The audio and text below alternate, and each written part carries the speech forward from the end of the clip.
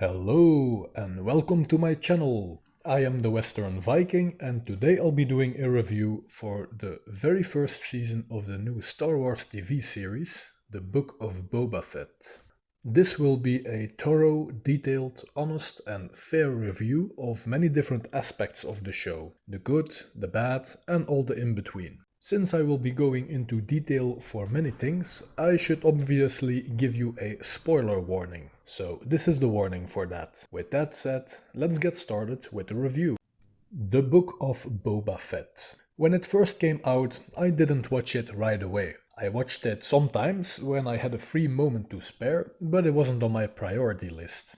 I was not very hyped for the show. At that time, when the first episode aired, I was mostly hyped about the Spider-Man No Way Home movie. By the way, I also made a review for that movie.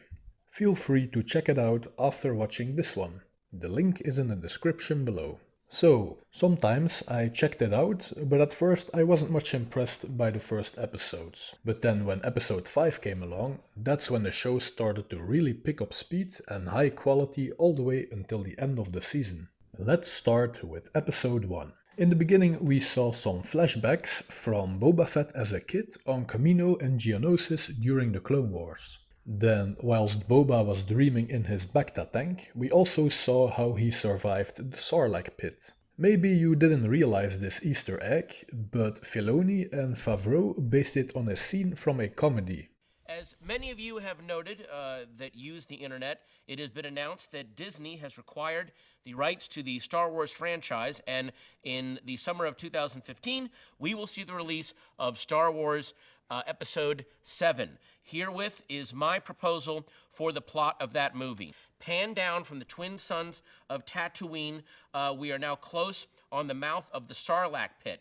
After a beat, the gloved Mandalorian armor gauntlet of Boba Fett grabs onto the sand outside the Sarlacc pit, and the feared bounty hunter pulls himself from the maw of the sand beast. Okay.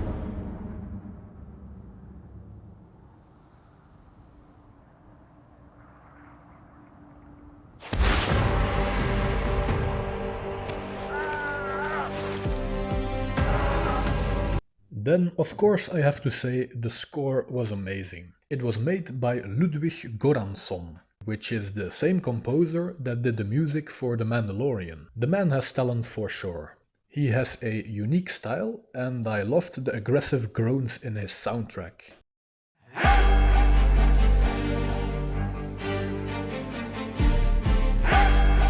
Something I found noticeable in this first episode was the Greedo-like alien that ratted Boba out during his escape attempt from the Tusken Raiders. He must have Stockholm Syndrome for sure. To be honest, later on in the show, Boba gets real heavy Stockholm Syndrome as well though. I was rescued by the Sand People. They took me in, treated me as one of their own.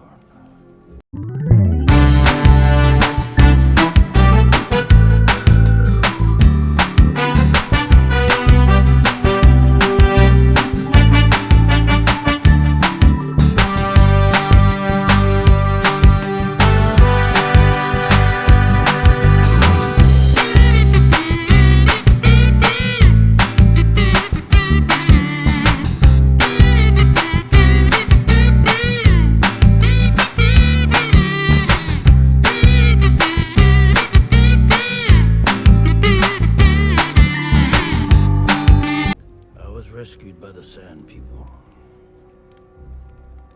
They took me in, treated me as one of their own. No, they didn't take you in, they kidnapped you and abused you like they did to Anakin's mother. You could handle it, but it killed fragile Smee Skywalker. And talking about that, I didn't like seeing Boba Fett like a bitch, weak and abused by Tuskens wearing dirty rags. I think as a writer you cannot do that to a legend like that. And then after we saw those flashbacks with the Tusken Raiders, he wakes up from the Bacta tank saying, "The dreams are back," like a little bitch. Or another humiliation of the badass legend of Boba Fett, when Boba has to beg for a drink to a youngling Tusken Raider. Come on now.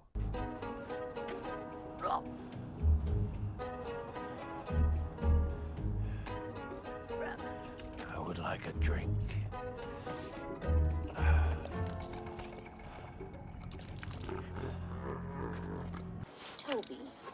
full of love. Jan, the flower. Is that a wine? A creature of the senses. What did I tell you about whining? You whine, you don't eat? I don't understand the creative choices here. It's kind of ironic, since it reminded me of when Dave Filoni talked George Lucas out of the terrible idea of putting young Boba Fett in a dress in the Clone Wars. You were right, Filoni, but what were you thinking here, man? The whole story with the Tuscans wasn't the best, but I didn't mind it as much as I know other people do. But I can totally understand their point of view on this. My own problem with those first episodes was actually the frustrating time jumping. I personally like chronological order much better. Most of the time, when shows or movies do this kind of jumping back and forth between timelines, it just doesn't work and it annoys me. It bothered me in movies like The Last Duel or that Spanish show Hernan about Hernan Cortés. That stuff just doesn't work. It's messy and it's all over the place. Especially when the flashbacks coincide with other moments from the Mandalorian show, or when Boba gets his lizard trip and gets flashbacks within the flashback. Time jumping like that is just messy and confusing. The only movie I ever saw that was able to pull it off was Reservoir Dogs. Of course, Quentin Tarantino found a way. He is a master in writing and directing. But in all other cases that I've seen it sucks. Chronological order is the best way to do it, and I know a lot of people agree with this. This is the way. The most interesting aspect of this show, in my opinion, are the dealings in the crime world on Tatooine. The flashbacks with the Tuscans are less interesting. I would already enjoy the show twice as much if it was all in chronological order. I hope someone will make a chronological fan edit of the show. If someone does, please let me know in the comment section below, where I can find it. Then let's get on to episode 2. What I was thinking when watching this episode was that I like the setting of the show being on Tatooine. It is an interesting planet. I also really love all the surroundings and props on Tatooine. Whatever issues the show has, it does feel a lot like Star Wars. We see Jabba's palace, the Tusken Raiders, Bantas, Like a bantha. and all the alien races from the originals. All that stuff is great.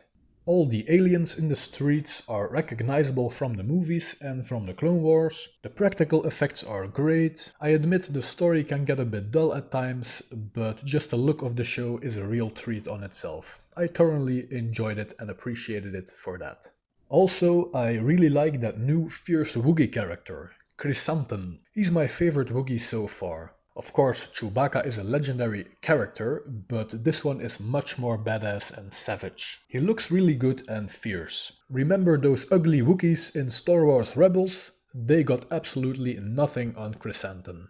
Then we also see two Hutts. They are the twins. I found them quite funny. F's in chat for those poor slaves that have to carry two fat-ass Hutts. That's like they have to carry the weight of two hippos. Seeing them trying to lay claim on Jabba's legacy did make me wonder though, where is Jabba's son? Remember the little stinky son of Jabba the Hutt? We haven't seen him since the Clone Wars. What happened to him and why is he not in charge of Hutt space? By the way, one time when I had some free time to spare, I made a funny drawing of him in paint. Have a look. This is what he should look like right now.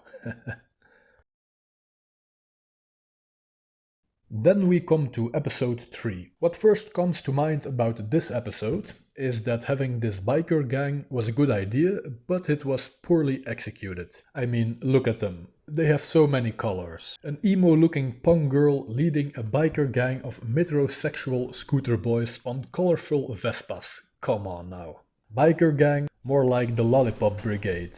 I must say the other speeder biker gang was much more believable as a real motorbike gang.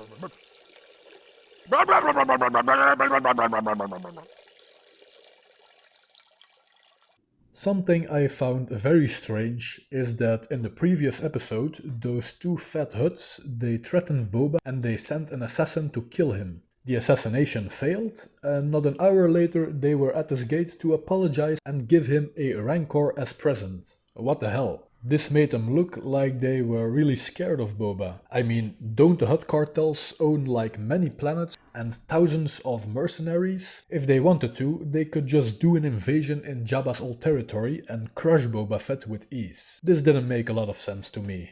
On top of that, Boba releases his assassin and hires him. I mean, how stupid is that? It's just like Julius Caesar recruiting many former enemies but ending up getting stabbed to death by them.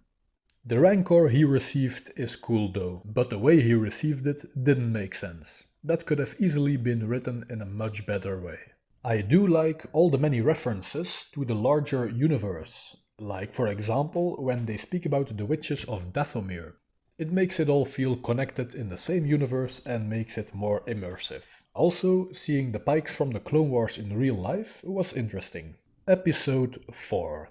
Boba hovering with his ship right into the Sarlacc pit was pretty stupid and useless. What exactly was the plan here? Dropping the seismic charge in it, however, was quite poetic and a long time coming. The scene I liked best in episode 4 was the scene of Chrysanthemum in the cantina when the lizard aliens are playing poker. First of all, it is a bit of a nod to the casino in Last Jedi, but done in a proper way, with real Star Wars races like those Trandoshans. As well as of course Chrysanthemum being an unsportsmanlike Wookiee.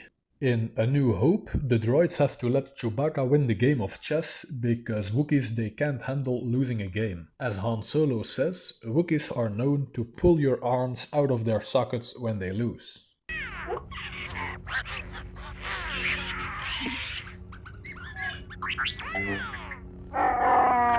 He made a fair move. Screaming about it can't help you. Let him have it. It's not wise to upset a Wookiee. But sir, nobody worries about upsetting a droid. It's because a droid don't pull people's arms out of their sockets when they lose. Wookiees are known to do that.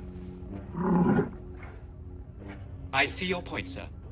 I suggest a new strategy, R2. Let the Wookiee win. Chewbacca, however, is a good Wookiee, but this one is bad and brutal. He can't even handle watching other guys win at games. Games that he has no part in at all. So he becomes enraged, gets in a fight and pulls the guy's arm off.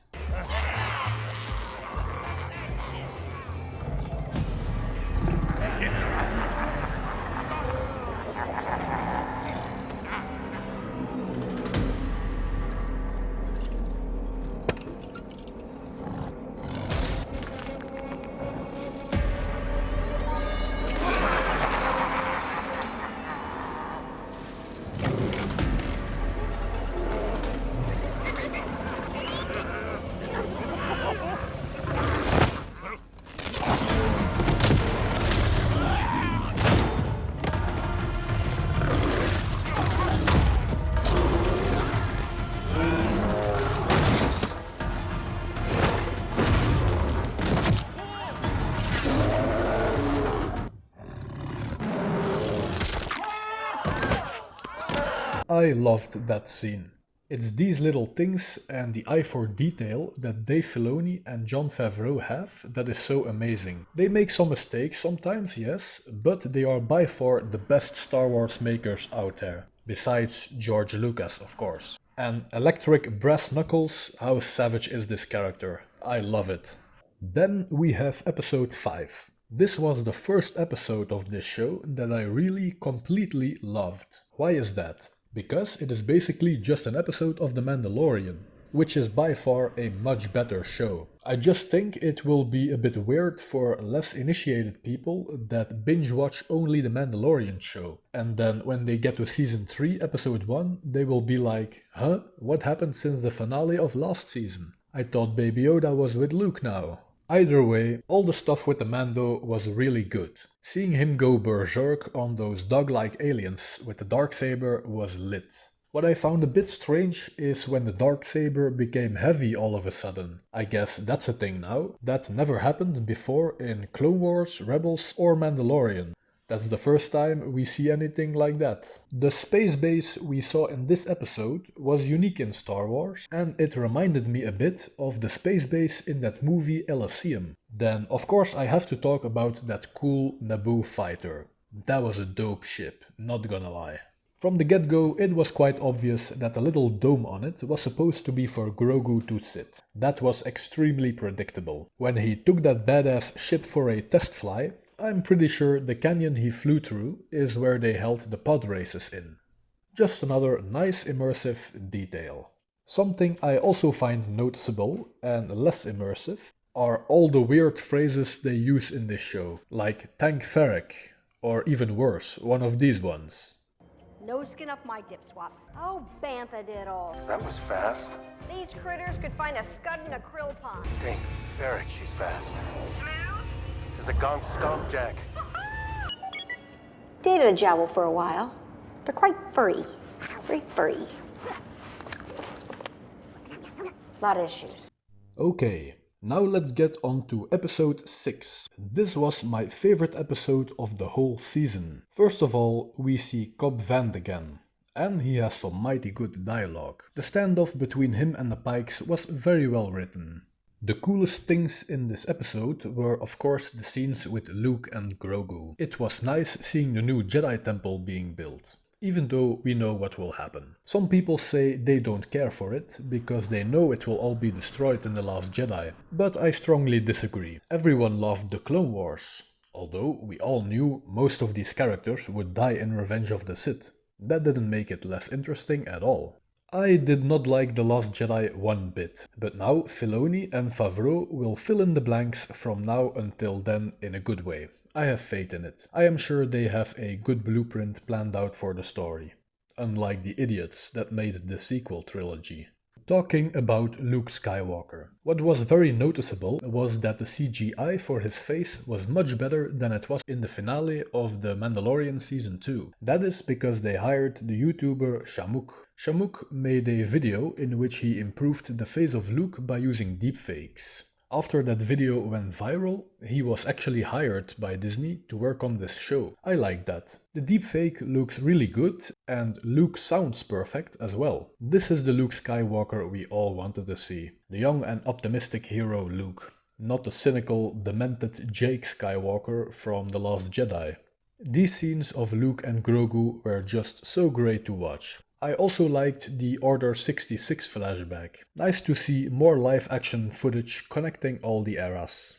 Then, Ahsoka being there with Luke didn't make much sense to me. I thought she didn't want anything to do with Jedi training, but now she shows up there. I feel it is just a familiar face for the sake of having a familiar face. Seeing her and Luke have a conversation was quite intriguing though. Knowing all we know about her and her time with Anakin, there is much more interesting dialogue to be had in the future. I must say, Rosario does a great job playing her, but I still think it should have been Ashley Eckstein to play her. We must of course also talk about Cad Bane. Seeing him was quite a surprise. A surprise, to be sure, but a welcome one. His face looked even more badass in live action than in animation. It's good for him, contrary to Ahsoka, that they used the same voice actor from the Clone Wars. I wonder if Cad Bane's voice actor was actually the actor playing him on screen, or if he only did the voice recording. If you know that, let me know in the comment section below. Cad Bane was well done in live action. Only too bad that he killed Cobb Vanth. Although, knowing Star Wars, I had a feeling right away that Cobb Vanth isn't that for real and he'll be back. I'll be back. I liked seeing Cad Bane again. Although, I do feel like bringing back all these Clone Wars characters after the fall of the Empire is stretching it a bit far. He must be so old now. At least Ahsoka has the excuse of the time travel in the World Between Worlds episode in Rebels, which I didn't like by the way. She should have been killed off by Darth Vader to have a poetic end to her story. Anyway, my favorite scene in this episode was the last one, where Luke makes Grogu choose between the Mandalorian armor or Yoda's lightsaber. It was really captivating and entertaining. I love that that exists now. And finally, we have episode 7, the last episode of the season. What was going through my mind when I was watching this episode is that Shannon Fan is actually a good character. She is focused and pragmatic. Funny enough, her state of mind is more like how Boba Fett's personality should be like. But in this show, they Disneyfied Boba Fett and made him kind of a bitch. I mean, he even admits that he's soft now. You're going soft in your old age. We all do. I would have preferred a much darker series with him being more ruthless the way we know him in the originals. He also shows his face way too much. His legendary status came from the mystery and held back power that he had. He always had his helmet on and only ever said anything if it was worth saying. And the few lines he actually delivered in the original trilogy were cool and told us all we had to know about him. He was a ruthless bounty hunter that only cares about his prize, nothing else. But here in this show, he is being all soft and benevolent. I mean, you're running a criminal enterprise, not a charity. I don't like that. Something else I found noticeable is that Filoni pulled yet another war crime by having Boba and Mando killing the Pikes during terms of surrender. Just like they did in the Clone Wars finale, with Anakin pulling a fake surrender. One of these days, Dave Filoni will have to appear before the tribunal in Den Haag. You just cannot ask for negotiations and then while they lower their guns to hear you out, ambush them and massacre them. That's a war crime, and pretty cowardly. But then again, so is massacring an entire village of Tuscans, so yeah, I guess the Pikes deserved it. But then again, the Tuscans are cruel kidnappers and torturers as well, so who cares about any of them either? Boba Fett does, the holy tree hugger with Stockholm syndrome. Anyway, in this episode I liked the big droids with ray shields. It shows you the leap in technology in 50 years from the droidicas to now. They were strong weapons for sure, only too bad they couldn't hit anything because of plot armor. But hey, who needs a huge killing robot on their side when you can have the all-powerful spinning scooter boy? I'll try spinning, that's a good trick.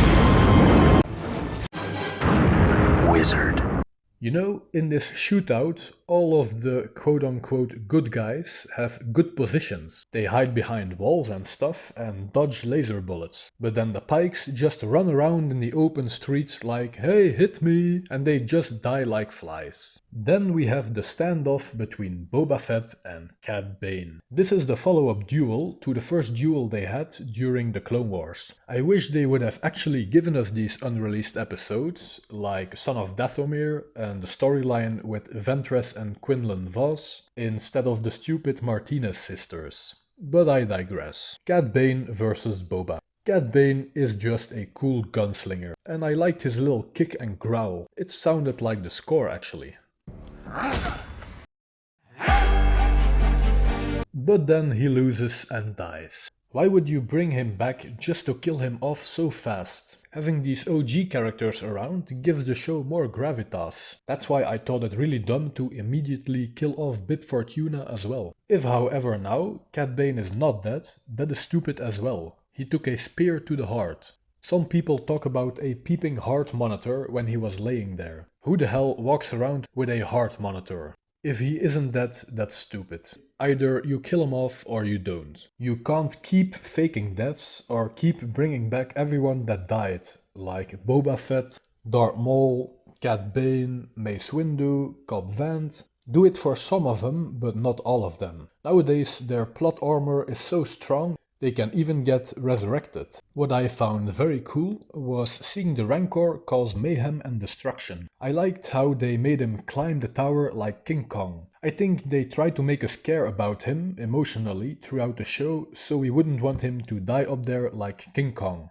but that didn't work out entirely like that. However, having Grogu put him to sleep instead of killing it was very likable. And of course, in the end, we saw Baby Yoda sitting in the cockpit. We all knew that was coming. Also, at the end of this series, we saw that, as we all predicted, Cobb Vanth isn't dead and he's healing in the Bacta tank.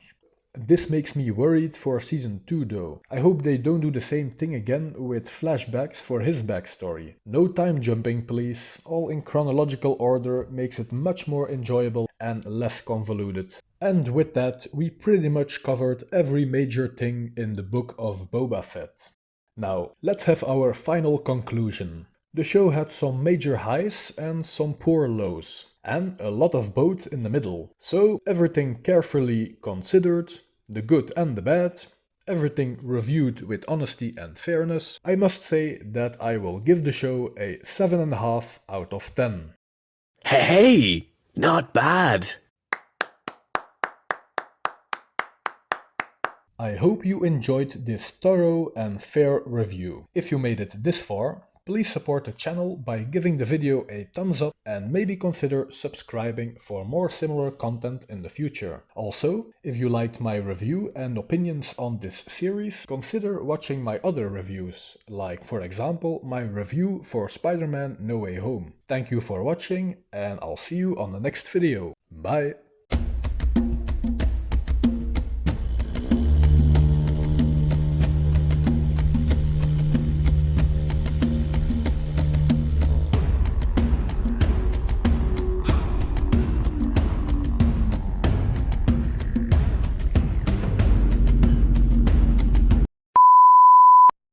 He was a ruthless